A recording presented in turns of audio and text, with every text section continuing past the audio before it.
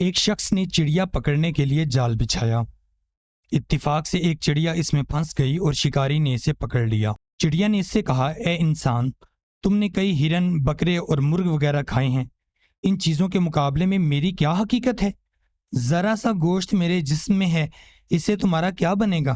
تمہارا تو پیٹ بھی نہیں بھرے گا۔ لیکن اگر تم مجھے آزاد کر دو تو میں تمہیں بڑی ہی کام میں آنے والی نصیحتیں کروں گی، جن پر عمل کرنا تمہارے لیے بہت مفید ہوگا۔ ان میں سے ایک نصیحت تو میں ابھی ہی کروں گی، جبکہ دوسری اس دیوار پر چڑھ کر کروں گی۔ اس کے بعد تیسری اور آخری نصیحت اس وقت کروں گی جب دیوار سے اڑ کر سامنے درخت کی شاخ پر جا بیٹھوں۔ اس شخص کے دل میں تجسس پیدا ہوا کہ نہ جانے چڑیا کیا فائدہ مند نصیحتیں کرے گی۔ اس نے چڑیا کی بات مانتے ہوئے اس سے پوچھا، تم مجھے پہلی نصیحت کرو، پھر میں تمہیں چھوڑ دوں گا۔ چنانچہ چڑیا نے کہا، میری پہلی نصیحت تو یہ ہے کہ جو بات کبھی نہیں ہو سکتی اس کا یقین مت کرنا۔ یہ سن کر اس آدمی نے چڑیا کو چھوڑ دیا اور وہ سامنے دیوار پر جا بیٹھی۔ پھر بولی، میری دوسری نصیحت یہ ہے کہ جو بات ہو جائے اس کا غم نہ کرنا۔ اور پھر کہنے لگی، اے بھلے مانس، تم نے مجھے چھوڑ کر بہت بڑی غلطی کی، کیونکہ میرے پیٹ میں پاؤ بھر کا انتہائی نایاب پتھر ہے۔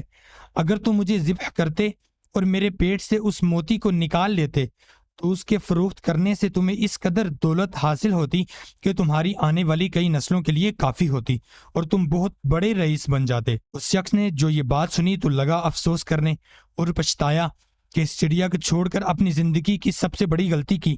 اگر اسے نہ چھوڑتا تو میری نسلیں سنور جاتی۔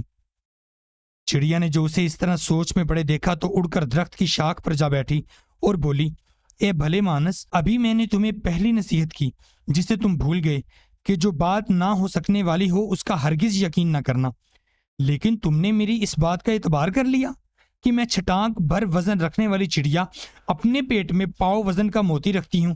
کیا یہ ممکن ہے؟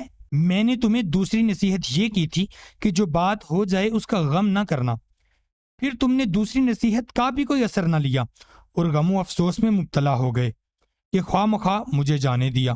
تمہیں کوئی بھی نصیحت کرنا بالکل بیکار ہے۔ تم نے میری پہلی دو نصیحتوں پر کب عمل کیا جو تیسری پر کرو گے؟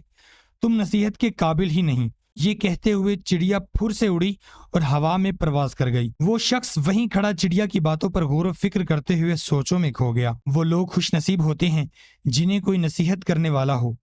ہم اکثر خود کو عقل کل سمجھتے ہوئے اپنے مخلص دوستوں اور بزرگوں کی نصیحتوں پر کان نہیں دھرتے اور اس میں نقصان ہمارا ہی ہوتا ہے۔ یہ نصیحتیں صرف کہنے کی باتیں نہیں ہوتی کہ کسی نے کہہ لیا ہم نے سن لیا، بلکہ دانائی اور دوسروں کے تجربات سے حاصل ہونے والے انمول اثاثے ہیں جو یقیناً ہمارے لیے مشعل راہ ثابت ہو سکتے ہیں اگر ہم ان نصیحتوں پر عمل بھی کر لیں۔